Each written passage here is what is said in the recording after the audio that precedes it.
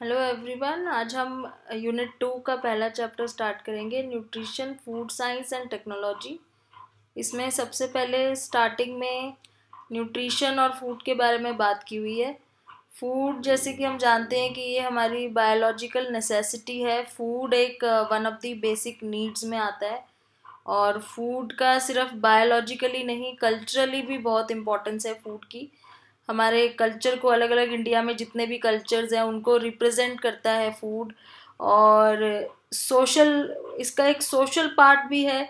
Social कैसे? क्योंकि जब भी हमारी कोई गैदरिंग होती है, जब भी कोई फंक्शन होता है, तो उसमें फूड का एक बहुत बड़ा रोल होता है।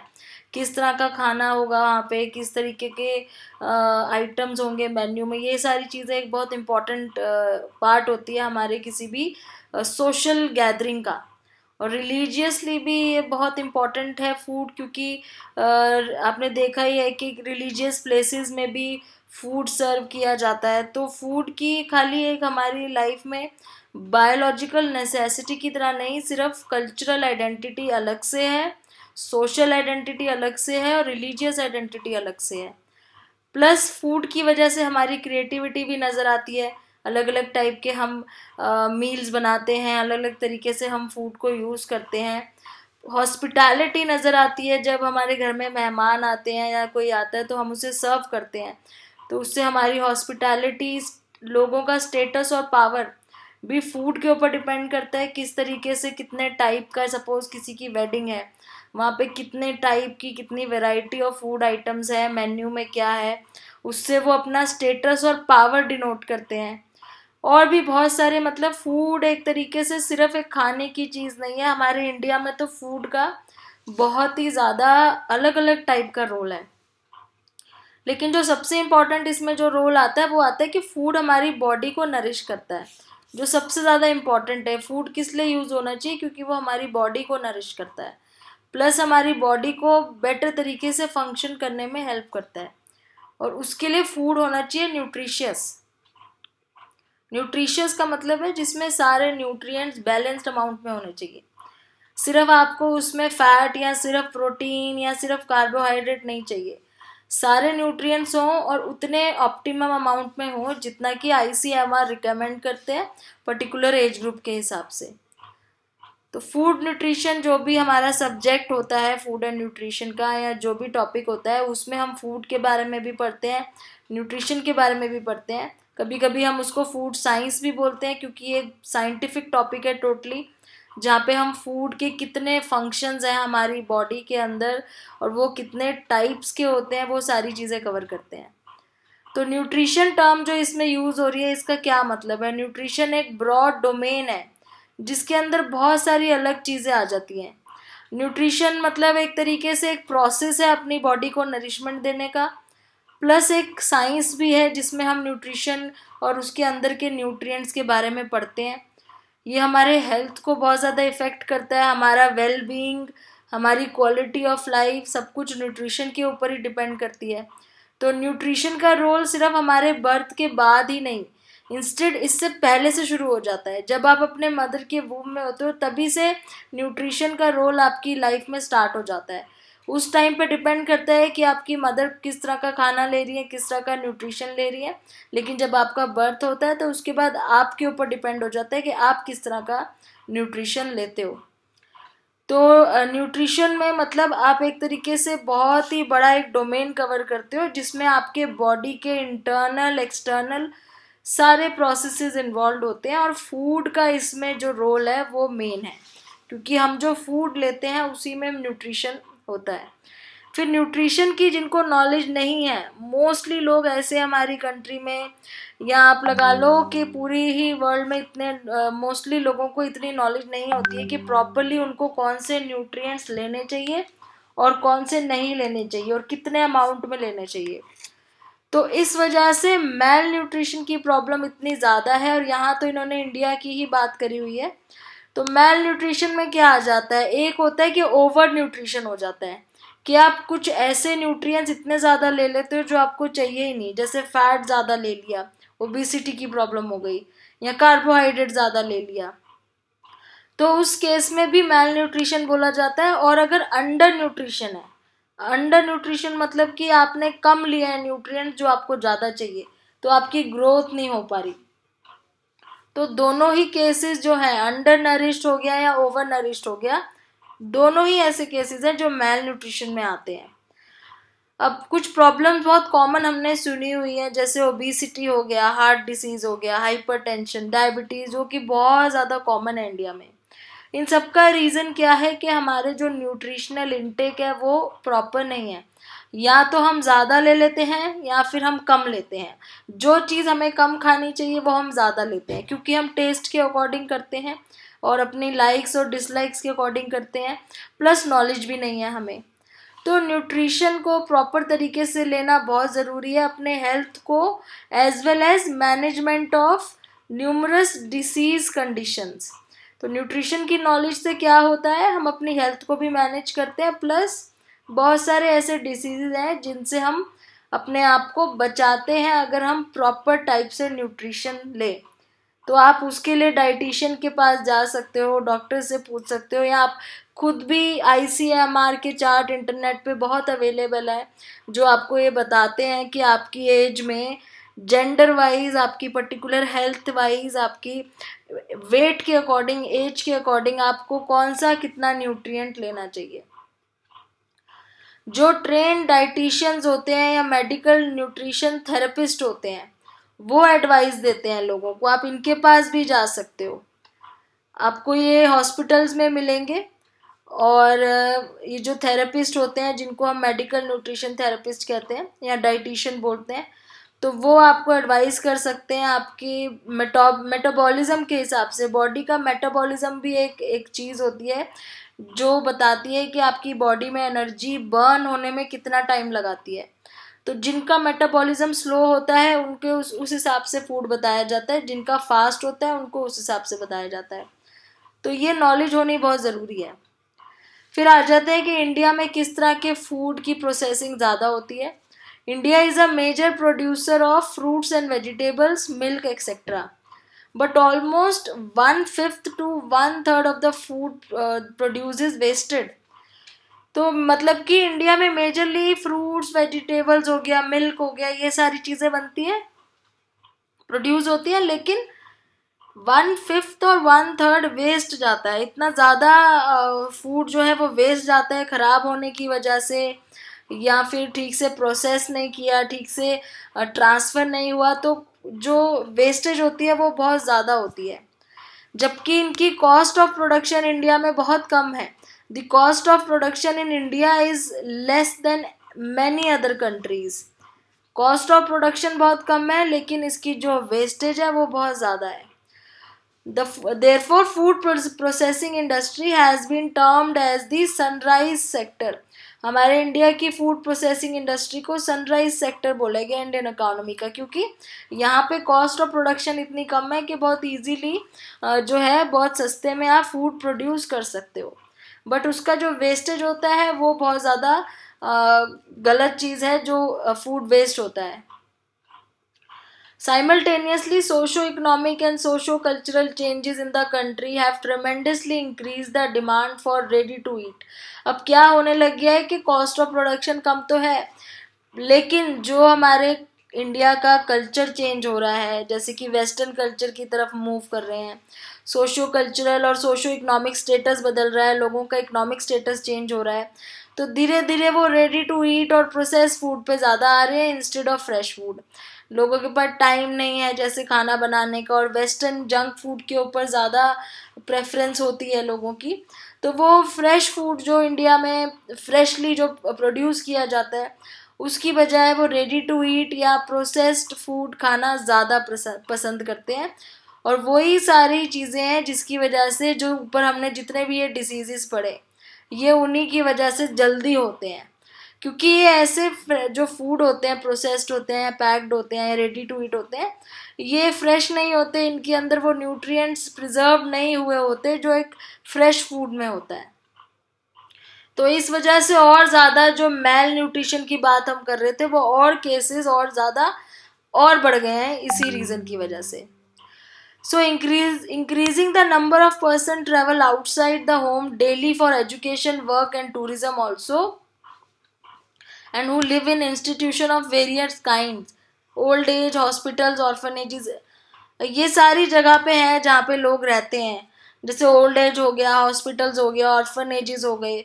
और बहुत सारे लोग हैं जो रोज़ घर से बाहर ट्रैवल करते हैं, जैसे पढ़ाई करने जा रहे हैं या काम पे जा रहे हैं या टूरिज्म में जा रहे हैं।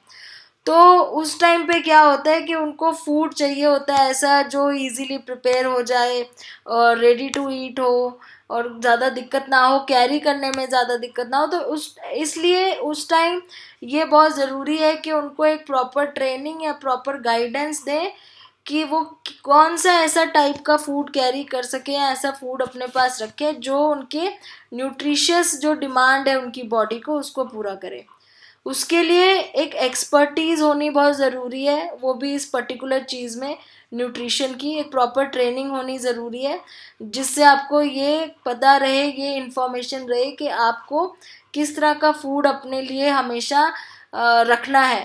और ये ना हो कि आप अपने टाइम की कमी की वजह से और या फिर ट्रैवलिंग जॉब की वजह से हमेशा ही जंक फूड या रेडी टू ईट फूड पे डिपेंडेंट रहो, जिससे आपको बहुत सारे डिसीजेज हो सकते हैं। दूसरी चीज़ एक इम्पॉर्टेंट ये है फिर कि सेफ्टी भी बहुत ज़रूरी है फूड की। Safety of food is very crucial. Safety culture of any organisation is important, be it food processing, manufacturing, catering and industry. तो कोई भी इंडस्ट्री हो फूड की, चाहे वो प्रोसेसिंग की हो, चाहे वो फूड मैन्युफैक्चरिंग की हो, चाहे वो केटरिंग की इंडस्ट्री हो, सेफ्टी तो बहुत ज़्यादा ज़रूरी है। सेफ्टी का मतलब ये है कि उसका जो भी आप खाना खा रहे हो उसमें कोई अडल्ट्रेंट तो नहीं मिला हुआ, या फिर कोई मिलावट तो नहीं करी हुई, या कोई सब स्टैंडर्ड क्वालिटी की चीज़ तो नहीं है उसके अंदर। तो आपको कहीं वो गलत चीज़ दे के धोखा तो नहीं दे रहे हैं मैन्युफैक्चरर हो गए या शॉपकीपर्स हो गए।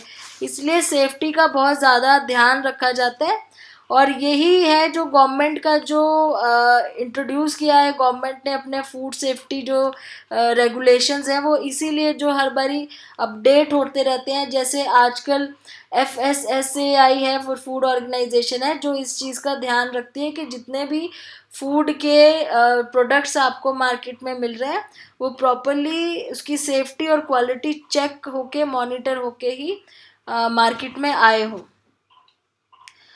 तो ये तो था इंट्रोडक्शन। अब आगे इसमें जो चैप्टर हम करेंगे वो चैप्टर होगा क्लिनिकल न्यूट्रिशन एंड डायटिक्स। ये आपका चैप्टर 2 है, यूनिट 2 में जो पहला चैप्टर आता है। इससे पहले हमने चैप्टर 1 किया था वर्क वाला और वर्क करियर वाला, वो चैप्टर 1 यूनिट 1 में आता है। ये यूनिट 2 का पहला चैप्टर है जो चैप्टर 2 है, क्लिनिकल न्यूट्रिशन एंड डायटिक्स। तो इसमें मैंने अभी आपको इंट्रोडक्शन दी कि न्यूट्रिशन क्या होता है। तो अब इसमें देख लेते हैं दोबारा से। इंट्रोडक्शन न्यूट्रिशन से ही स्टार्ट की हुई है। न्यूट्रिशन क्या है? साइंस ऑफ फूड है। न्यूट्रिएंट्स एंड अदर सब्सटेंसेस, ये सारी चीज़ें, as well as their digestion, absorption and utilisation by the body. तो ये एक तरीके से डेफिनेशन है जो आपको नोट डाउन करनी है। न्यूट्रिशन की डेफिनेशन है कि न्यूट्रिशन एक साइंस है फूड की, जिसमें हम फूड के बारे में पढ़ते हैं, न्यूट्रिएंट्स के बारे में पढ़ते हैं, प्लस ये एक प्रोसेस भी है जिसमें फूड डाइजेशन कैसे होता है, एब्जॉर्ब कैसे होता है और बॉडी उसको कैसे यूटिलाइज करती है। तो ये सारी चीज़ें हम न्यूट्रिशन में पढ़ते हैं। प्लस इसमें और भी चीज़ें आती हैं कि फूड का सोशल रोल क्या है, फूड का साइकोलॉजिकल रोल क्या है और फूड का इकोनॉमिक रोल क्या है। तो ये सब चीज़ें हम न्यूट्रिशन में पढ़ते हैं। फिर आगे हम ये भी पढ़ते हैं कि न्यूट्रिशन की कितनी इम्पोर्टेंस है हमारी बॉडी की इम्यूनिटी के लिए, हमारी बॉडी को इन्फेक्शन से बचाने के लिए, और हमें रिकवरी से किसी भी अगर हमें इन्फेक्शन है तो उससे वापस रिकवर करने में न्यूट्रिएंट्स का जो होता है बहुत बड़ा रोल होता है। अगर प्रॉपर न्यूट्रिएंट्स हम लेते हैं तो ही हम बहुत जल्दी रिकवर हो पाते हैं कोई भी इन्फेक्शन या डिसीज़ हो तो। अदरवाइज इम्यून सिस्टम जो है वो मेंटेन नहीं हो पाता है। तो ये सारी चीज़ें न्यूट्रिशन में आती हैं।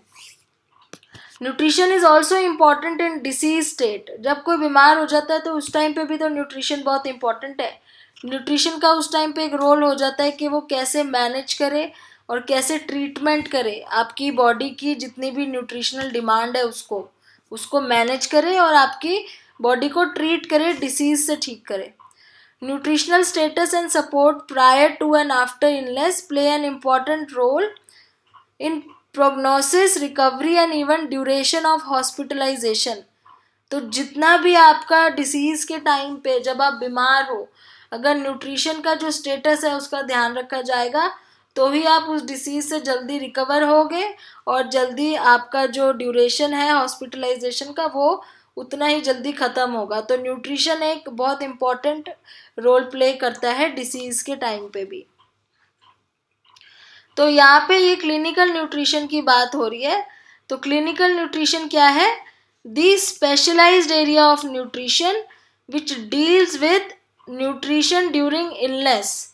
जब कोई बीमार होता है उस टाइम पे उसको क्या खाना देना है, उस चीज़ को हम क्लिनिकल न्यूट्रिशन कहते हैं, उस पर्टिकुलर एरिया को. जब हम ये चीज़ पढ़ते हैं कि जब अगर कोई बीमार है तो उसको हम किस तरीके का न्यूट्रिशन देंगे अकॉर्डिंग टू उसकी बॉडी की क्या डिमांड है, उसको हम बोलते हैं clinical nutrition. In recent times this field is called medical nutrition. तो आपको कहीं पे मेडिकल न्यूट्रिशन थेरेपी अगर मिले लिखी हुई तो उसका भी मतलब है कि वो क्लिनिकल न्यूट्रिशन की ही बात कर रहा है. अब इसकी सिग्निफिकेंस क्या है, क्या इम्पोर्टेंस है? अब ये हमें सबको पता है कि न्यूट्रिशन की क्या इम्पोर्टेंस है और क्लिनिकल न्यूट्रिशन की क्या इम्पोर्टेंस है कि जब कोई बीमार होता है, जब हेल्थ प्रॉब्लम्स होती हैं किसी को, तो उनके ट्रीटमेंट में न्यूट्रिशन का इम्पॉर्टेंट रोल होता है. अगर उनको आप दवाइयाँ देते जा रहे हो लेकिन प्रॉपर खाना नहीं दे रहे हो जो उनको चाहिए, प्रॉपर न्यूट्रिशन नहीं दे रहे हो, तो उनके ऊपर दवाइयाँ भी असर नहीं करेंगी. तो इसीलिए क्लिनिकल न्यूट्रिशन भी बहुत इम्पॉर्टेंट होता है. जब कोई बीमार हो तो उसको ट्रीट करने के साथ साथ उसका न्यूट्रिएंट्स का भी ध्यान रखना ज़रूरी है. So, by impairing a person's ability to eat or swallow, by interfering with digestion, absorption, metabolism, as well as excretion.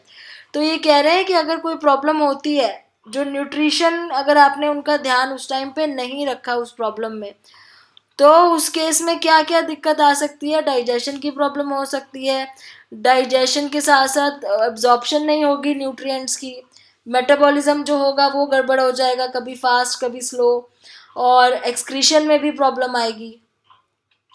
तो अगर कोई भी एक इसमें से कोई भी एक फंक्शन फूड का खराब हो गया तो जो हेल्थ प्रॉब्लम है उस पर्सन को वो और ज़्यादा इंटेंसिफाई हो जाएगी. उसकी बॉडी के फंक्शन सारे इफ़ेक्ट हो सकते हैं और बहुत ज़्यादा डैमेज हो सकता है. इसीलिए क्लिनिकल न्यूट्रिशन किस चीज़ पे फोकस करता है? क्लिनिकल न्यूट्रिशन फोकस इस चीज़ पे करता है कि न्यूट्रिशन मैनेजमेंट हो पेशेंट की, जो न्यूट्रिशन उसको देने हैं वो ढंग से मैनेज किए जाए अब उसके डिसीज़ के हिसाब से जो भी उसकी बॉडी को चाहिए. क्योंकि क्या है कि अगर न्यूट्रिशन प्रॉपर नहीं होगा तो वो उसके ऑर्गन, टिश्यू या बॉडी के किसी भी सिस्टम को डैमेज कर सकता है. बहुत माइनर से बहुत मेजर डैमेज हो सकता है. ये ऐसा नहीं है कि फूड नहीं, अगर खाना नहीं खाओगे तो कुछ नहीं होगा. बहुत बहुत मेजर डैमेज भी हो सकता है, स्पेशली अगर इलनेस है बॉडी में. तो इसलिए इसके लिए स्पेशलाइज्ड पर्सन होते हैं अलग से जो इस चीज़ का ध्यान रखते हैं कि आपने किस तरह का न्यूट्रिशन लेना है. In all these conditions, it is important to ensure that the person is adequately nourished and the person who delivers this service is a trained dietitian. ये बहुत important लाइन है ये यहाँ पे जो लिखी है कि एक तो ये है कि जब कोई बीमार हो तो उसका इस चीज़ का ध्यान रखो कि उसको प्रॉपरली नरिशमेंट मिल रही है, लेकिन जो आपको गाइड कर रहा है वो एक ट्रेन डाइटिशियन या मेडिकल न्यूट्रिशन थेरेपिस्ट होना चाहिए या क्लिनिकल न्यूट्रिशनिस्ट होना चाहिए. आप किसी की भी एडवाइस सुन के आप उसको मत कुछ दो, क्योंकि घर में कई बार बड़े लोग होते हैं जो अपनी एडवाइस देते हैं और अपने तरीके से फीड करना शुरू कर देते हैं बीमार को. पर बहुत ज़रूरी है कि अगर सीरियस प्रॉब्लम है तो जो एडवाइस दे रहा है वो ट्रेन डाइटिशियन होना चाहिए या कोई मेडिकल न्यूट्रिशन थेरेपिस्ट होना चाहिए या कोई क्लिनिकल न्यूट्रिशनिस्ट होना चाहिए. तभी आप उसको फॉलो करो उसकी एडवाइस को, क्योंकि बिना ट्रेनिंग के, बिना एक्सपर्टीज़ के अगर आपने कुछ गलत खिला दिया तो उससे और ज़्यादा हेल्थ बिगड़ भी सकती है. The 20th and 21st century have witnessed tremendous advances in the field of medicine and pharmacology. enabling us to control many communicable and infectious disease. However, newer disease such as HIV/AIDS are emerged.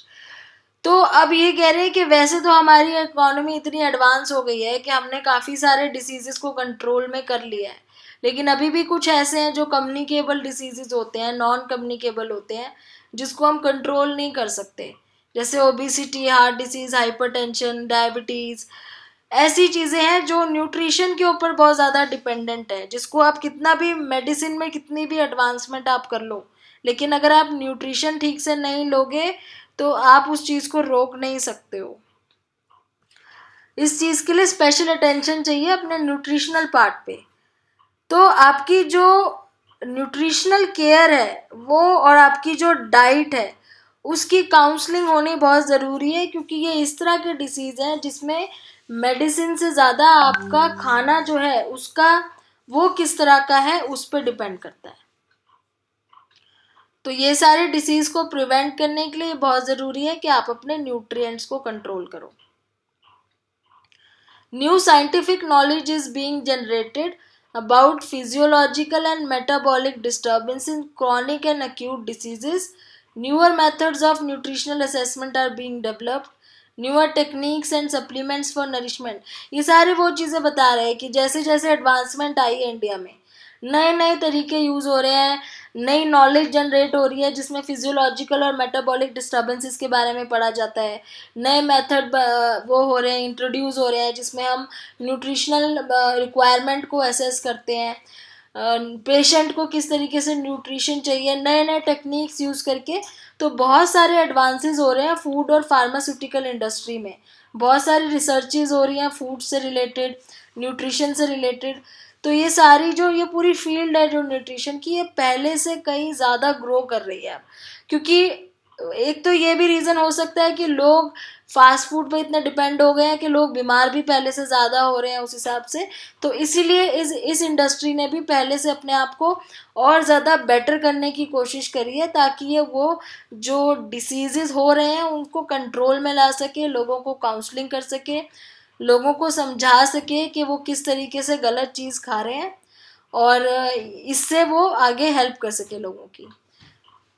तो यहाँ पे कुछ definitions दिए हैं जो आप note कर सकते हो। न्यूट्रास्यूटिकल्स मतलब कि वो सब्सटेंसेस हैं जो हेल्थ बेनिफिट प्रोवाइड करते हैं, जो कि नेचुरल फूड में प्रेजेंट्स होते हैं।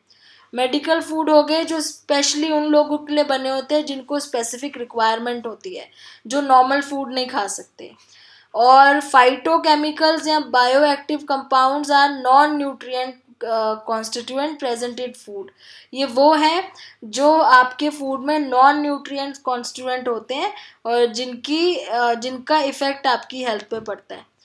तो ये था इसका जनरल इंट्रोडक्शन और स्टार्टिंग। आगे नेक्स्ट उसमें क्लास में हम बेसिक कॉन्सेप्ट से शुरू करेंगे। Thank you.